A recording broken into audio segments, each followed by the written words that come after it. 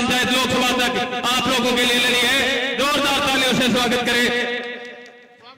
स्वागत हो गया। वो सारे स्टेज खाली करें।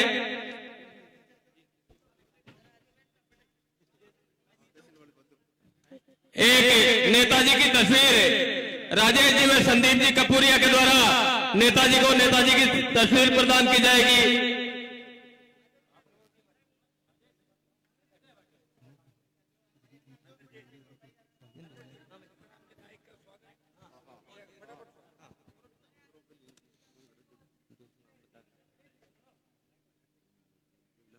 सीताराम जी नायक जो आरएलपी से सुदान करके हमारे प्रत्याशी थे, उनका स्वागत करेंगे सापा पहनाकर। देवीलाल जी कसवा दूधवाकारा, देवीलाल जी कसवा दूधवाकारा सीताराम जी नायक का सापा पहनाकर स्वागत करेंगे।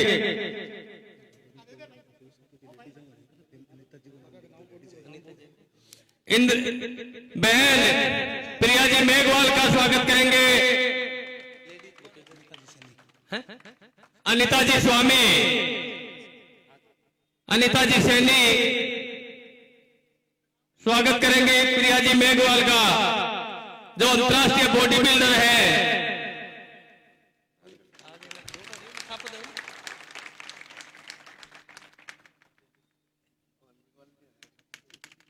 समय की व्यस्तता को देखते हुए आज के इस कार्यक्रम के संबोधन की कड़ी में मैं सर्वप्रथम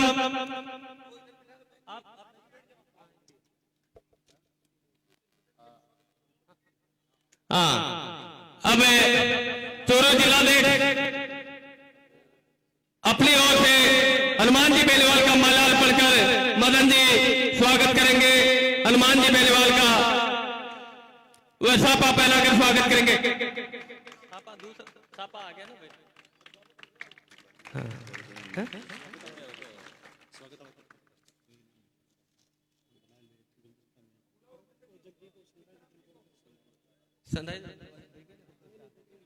sunrise hotel team Jagdish ji Poonia व अशोक जी गौरव जी ये भाई साहब को गुलदस्ता भेंट करेंगे। तेजा जी की तस्वीर भेंट करेंगे। सिंगर स्वर्ण सिंह जी सेन फोटो फ्रेम राजेंद्र जी विना सर। मैं इसे कार्यक्रम को आगे बढ़ाते हुए संबोधन की कड़ी में सीताराम जी नायक जो राष्ट्रीय लोकतांत्रिक पार्टी के मजबूत स्तंभ है, सुजानगढ़ से विधानसभा उपचुनाव में हमारी पार्टी के प्रत्याशी थे, उनको आमंत्रित करता हूं कि वो इस सभा को संबोधित करें। सीताराम जी नायक। भारत माता की, राष्ट्रीय लोकतांत्रिक पार्टी जिंदाबाद, हनुमान जी बेनीवाल जिंदाबाद, बोलो वीर तेजाजी महाराज की, बोलो रामसा पीर की, बोलो बाबूजी महाराज की, बोलो गुसाई जी महाराज की, बोलो ख्वाजा साहब की, बोलो 33 करोड़ देवी देवता की, बोलो 984 की। परम सम्मानीय आपके चूरू जिला की धरती पर राष्ट्रीय लोकतांत्रिक पार्टी की सत्ता संकल्प यात्रा पहुंच चुकी है। मंच पर आसीन राष्ट्रीय लोकतांत्रिक पार्टी के सुप्रीमो भाई हनुमान जी बेनीवाल साहब, मेरे साथ चल करके आए प्रिया जी मेघवाल, सम्मानित मंच मेरे सामने विराजमान मोतियों से मंगे पार्टी के कर्णधार योद्धाओं, ध्यान अंकित कराना चाहूंगा आपका। राष्ट्रीय लोकतांत्रिक पार्टी मजबूत पार्टी है, आप सबकी पार्टी है, 36 कौम की पार्टी। भाइयों, ये राष्ट्रीय लोकतांत्रिक पार्टी 36 कौम की पार्टी है। आज मैं जो मंच पर बोल रहा हूं, ये मान और सम्मान हनुमान जी बेनीवाल ने दिलाया, नायक को माइक पकड़ाया।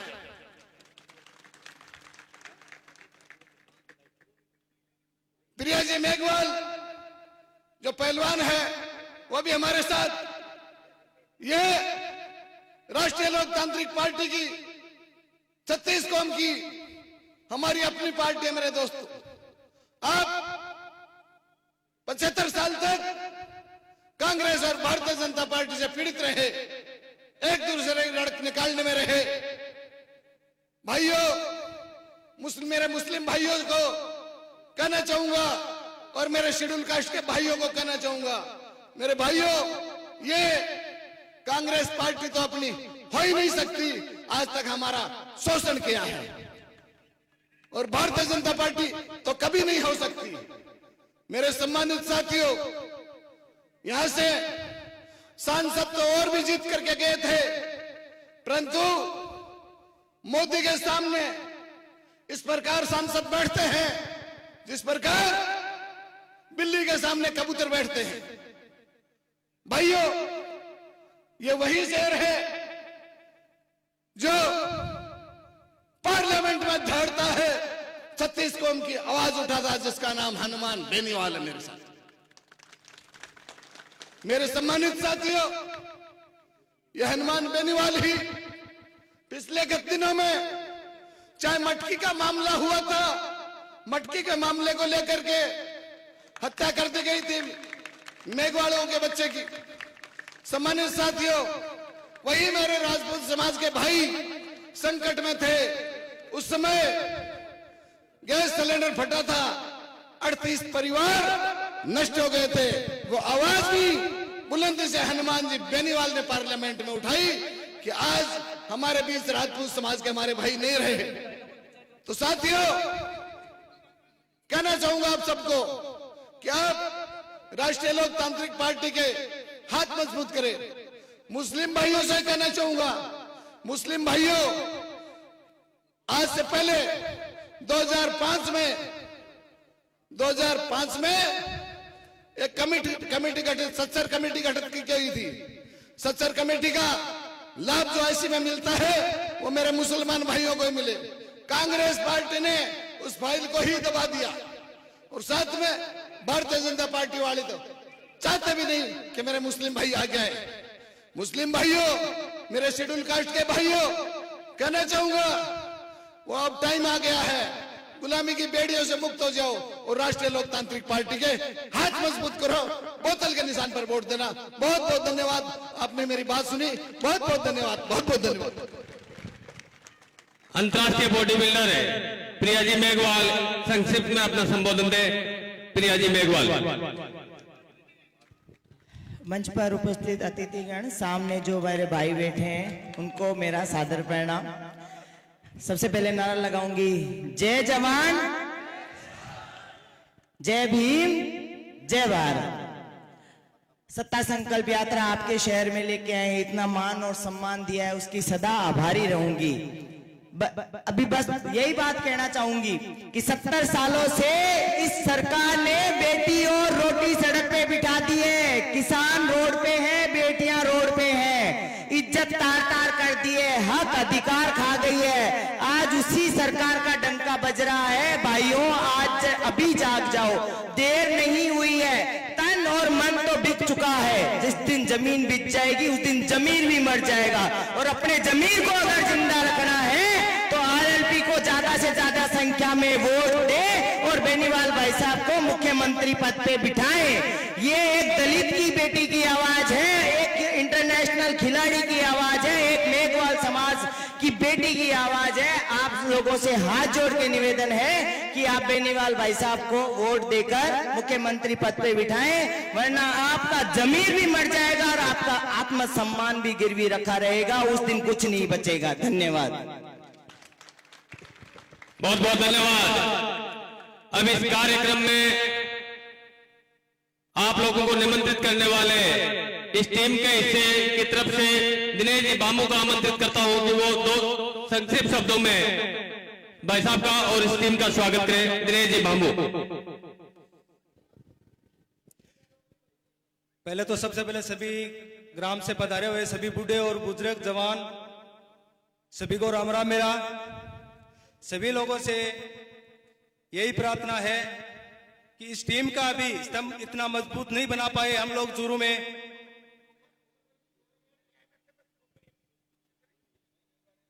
तो अभी हमें बहुत कड़ी मेहनत करनी पड़ेगी। मैं आभारी हूं आरएलपी सुप्रीमो हनुमान जी बेनीवाल का, जिन्होंने मेरी बात को रखते हुए इस चूरू की ओर मुख किया। इन्होंने एक ही बात में जाके बोला कि हमारे चूरू में एक ही हवा है। एक 5 आदमी ऐसे बोलते हैं कि बीजेपी की बी टीम है, 10 आदमी ऐसे बोलते हैं कि गहलोत की बी टीम है। इस टीम को जब तक आप उजागर नहीं करोगे तब तक किसान का बेटा कभी भी यह नहीं होगा कि यह किसान का बेटा सत्य है। इस टीम को उजागर करने के लिए, इस बात को दुनिया के दिमाग में से निकालने के लिए मैंने कड़ी मेहनत करके 109 गांव में रूट टू रूट जाके देर सवेर अंधेर जाके सभी को मैंने सतर्क किया। अभी इसके लिए कड़ी मेहनत करने की आवश्यकता है। ये नहीं, एक दिन ये संभव है। इस चूरू जिले में आरएलपी टीम के विधायक बन के जरूर आएगा, ये मेरा वादा है। चैलेंज के साथ कहता हूं मैं,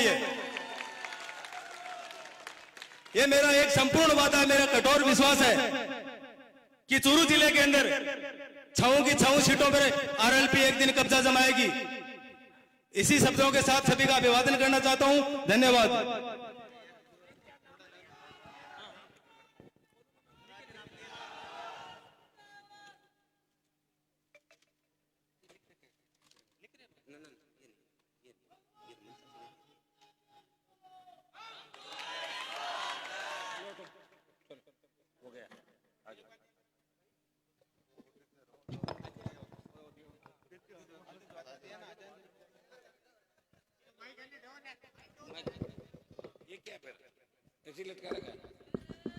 हेलो, नाम लिख रहा यार, 2-4 नाम लिख दो ना जिनके क्या क्या कर रहे हो फालतू। तभी तो बीजेपी कांग्रेस में माइक नहीं पकड़ा था हर किसी को। ये मैं पकड़ा था ना, गड़बड़ हो जाता, माइक पकड़ा था तो होचपोच हो जाते सारे, यूं हो जाते। तैयार करो भाई, ये कोई जीत थोड़ी रही सीटें। मैं घूम रहा हूं तुम्हें जगाने के लिए, ठीक है। मुझे पता कौन कौन सी सीटें जीतेगी, जानता हूं मैं, ठीक है ना। किसमें कितना दम है देखने का राजस्थान का। चूरू की इस सत्ता संकल्प यात्रा के अंदर उपस्थित सुजानगढ़ से पार्टी के प्रत्याशी रहे आरएलपी के मजबूत नेता सीताराम जी नायक, अंतर्राष्ट्रीय बॉडी बिल्डर छोटी बहन प्रिया सिंह मेघवाल, सीकर के अध्यक्ष महेंद्र जी, चूरू के अध्यक्ष मदन जी, भाई संदीप जी कपूरिया, उमेश जी सारण, दिनेश बांबू, राजेश जी और समस्त राष्ट्रीय लोकतांत्रिक पार्टी का पूरा परिवार, सम्मानित मंच, उपस्थित मौजूद बुजुर्गों, नौजवान साथियों, प्यारे बच्चों, चूरू के अंदर जबरदस्त जोश और उत्साह है। और चूरू में आपने जिस जोशीले अंदाज में स्वागत किया उसे देख के लग रहा है कि राजस्थान में व्यवस्था परिवर्तन होगा।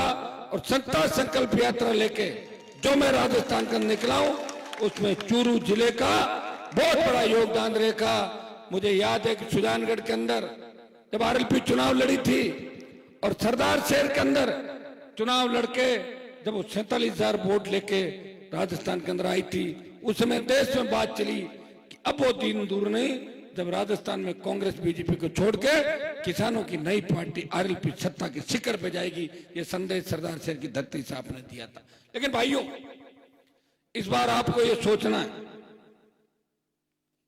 बीजेपी की सूचियां भी आ गई 2-3, शायद एक छोटी मोटी कटी छांटी कांग्रेस की सूची भी आई है कुछ लोगों को है।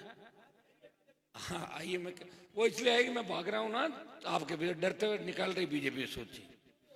और मेरी वजह से वसुंधरा की दुकान भी चल गई। वो कह रही जल्दी टिकटें दो, नहीं तो हनुमान की तरफ भाग जाएंगे लोग, तो ले ले टिकटें बीजेपी के अंदर।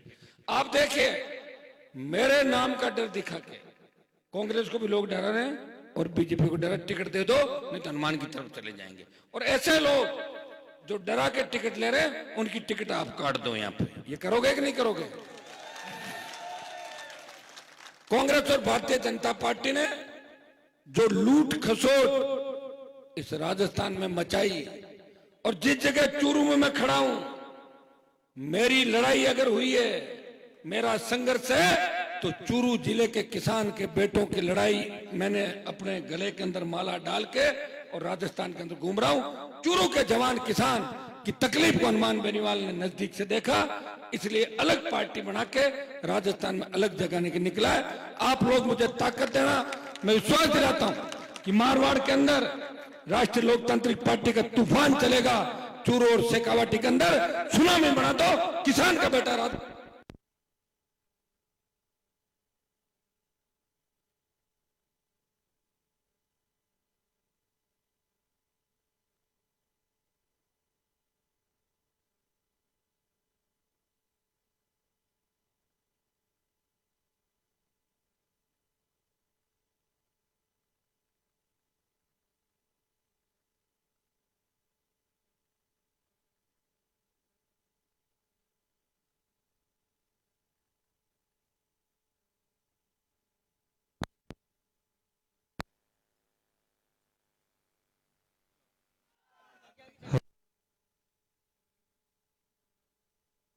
आपने हल्ला कर दिया, झूठा कटा दी।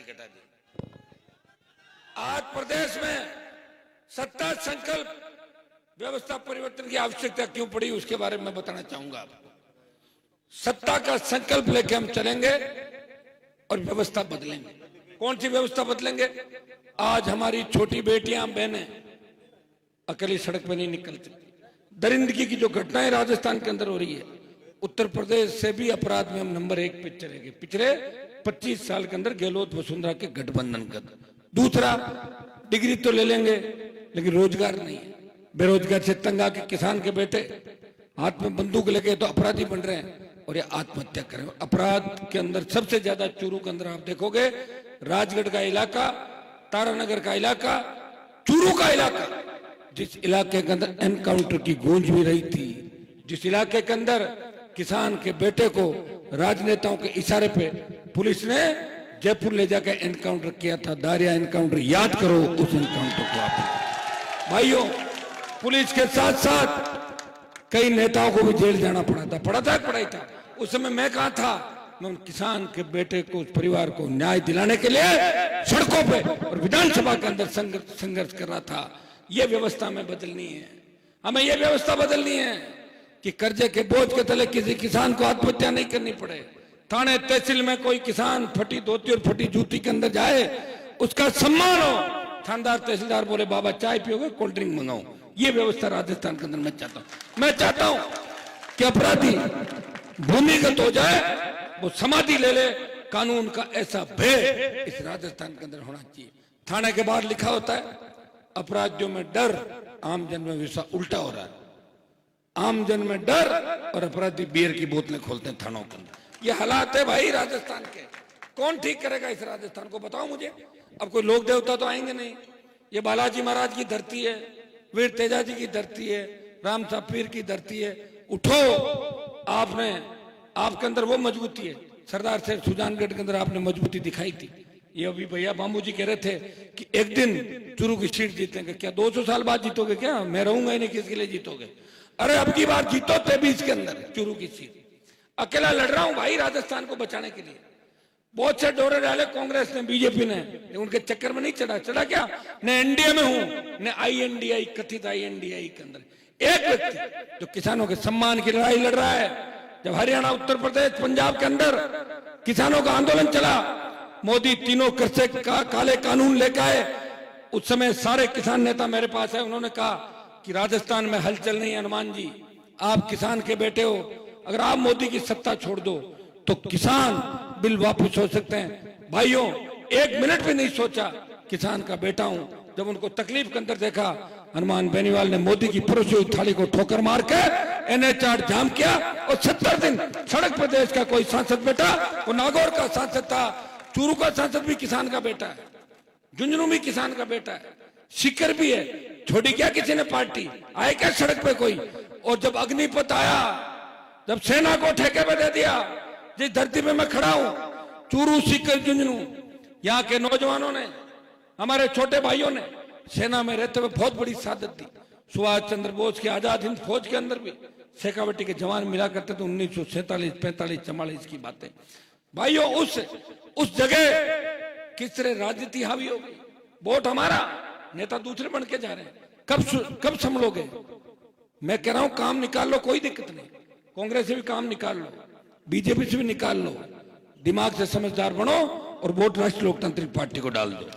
ये समझ आएगी, उस दिन आपका खुद का राज बनेगा।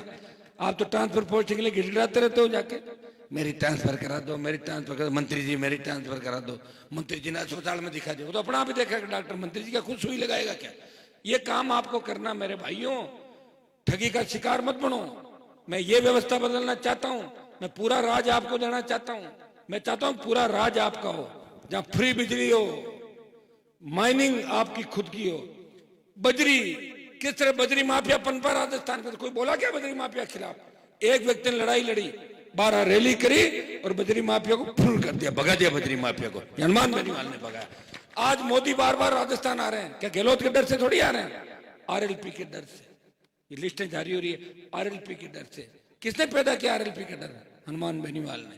पूरी जवानी 3 में मंत्री बन जाता, 3, 8, 13, 18, 19 मोदी के वहां बन जाता कैबिनेट।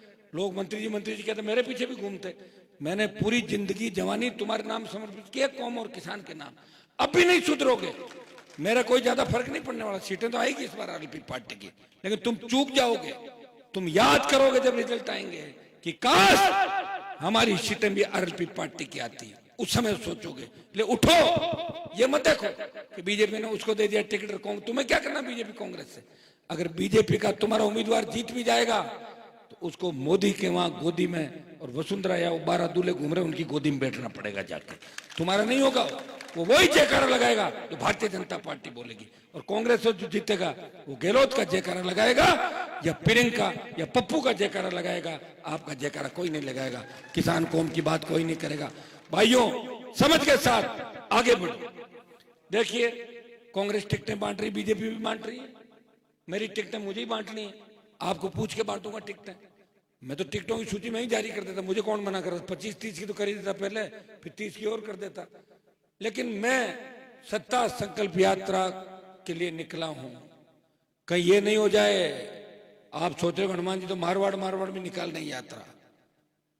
चूरू, सीकर, झुंझुनू, बीकानेर, हनुमानगढ़, गंगानगर, अजमेर, भीलवाड़ा, चित्तौड़, टोंक, तमाम जगहों पर होता हुआ फिर जयपुर के अंदर आऊंगा और जयपुर में इस यात्रा का समापन करूंगा। सूची मेरी भी 1-2 दिन के अंदर आएगी। उस सूची में दमदार योद्धा आएंगे, मजबूत आएंगे, जो कांग्रेस और भारतीय जनता पार्टी के पसीने छुड़ा देंगे चुनाव के अंदर। उसके बाद बड़ी सूचियां भी आएगी। मैं ऐसा व्यक्ति हूं जो चाह रहा है कि 18 में जो 80 लाख वोट मिला था कांग्रेस बीजेपी के खिलाफ, इस बार 1.5 से 2 करोड़ वोट मिलेगा। नया 90 लाख वोट जुड़ा है। मैं चाहता हूं वोट बिखरे नहीं, वो वोट एक जगह आए। ये मैं चाहता हूं कि गठबंधन कांग्रेस बीजेपी के खिलाफ अन्य दलों के साथ गठबंधन के साथ उतरे, ताकि हमारा सत्ता पे कब्जा हो। मैं प्रयास कर रहा हूं, कोशिश कर रहा हूं। गठबंधन हो या नहीं हो मेरे हाथ में नहीं है। मेरी तरफ से तो गठबंधन रेडी है, लेकिन अगला करना चाहेगा गठबंधन भी हो जाएगा। और मैं चाहूंगा कि कांग्रेस बीजेपी के खिलाफ मजबूत तरीके से ताल ठोकी जाए चुनाव के अंदर, और इन दोनों को सबक सिखाया जाए। ये सही है कि दोनों सरकारों को आपने देखा, और अभी भी जो 2-3 तरह के वर्ग हैं उनका काम ही वोट देना ही है।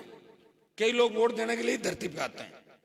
जब देश की आजादी की लड़ाई चल रही थी, कितने लोगों ने कुर्बानी दी। कई लोगों ने मजे लिए थे, खाली देखते थे। लोग यहाँ हिंदुस्तान में एक बात कहते हैं, राजस्थान में भी, कि भगत सिंह होना चाहिए। बोला आपके घर में? बोले नहीं, पड़ोस के घर में। मेरा बेटा जिंदा रहना चाहिए, भगत सिंह दूसरी जगह हो जाए और राज हमें मिले। ये सोच है लोगों की, सोच को बदलनी होगी भाइयों। हनुमान बेनीवाल अकेला कब तक लड़ेगा?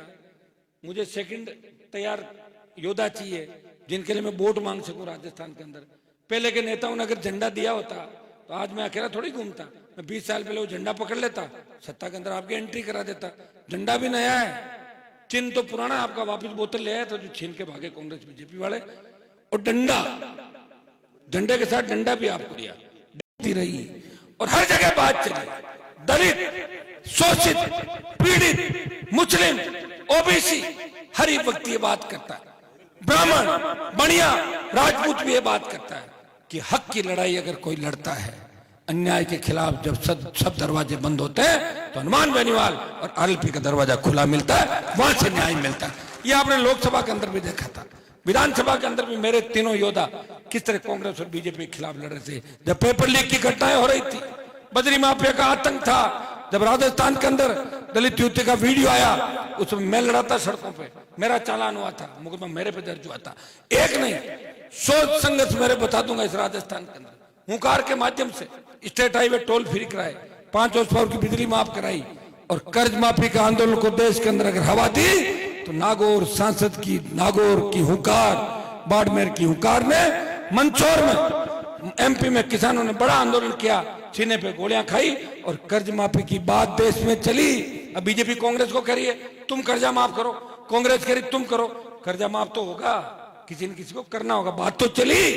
कर्ज माफी की बात अगर चलाई तो नागौर के सांसद और इन छोटे भाइयों के संघर्ष के परिणाम स्वरूप देश के अंदर किसानों के कर्ज माफी की बात चली थी। मैं आपको विश्वास दिलाता हूं इस बार आप एक ही नारा दें, जिस तरह अंग्रेजों को भारत छुड़वाने का नारा दिया था, अंग्रेजों भारत छोड़ो, जो आंदोलन था 1942 में चला, अंग्रेजों भारत छोड़ो भारत हमारा, ये नारा आप राजस्थान के अंदर दो। भाजपा भगाओ, कांग्रेस भगाओ, राजस्थान बचाओ और आरएलपी लाओ। ये नारा जब तक राजस्थान का जवान नहीं देगा, किसान नहीं देगा, तब तक भाइयों राजस्थान नहीं जगेगा।